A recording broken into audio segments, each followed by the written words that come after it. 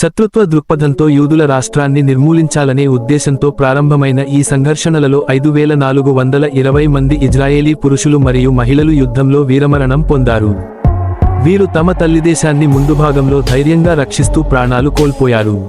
వారితో పాటు 5229 మంది ఇజ్రాయేలీ పౌరులు, నిర్దోషమైన పురుషులు, మహిళలు మరియు పిల్లలు అత్యాచారపూరితమైన శక్తుల చేత హతమయ్యారు, ఉగ్రవాదం మరియు విచక్షణలేని హింసకు బలయ్యారు.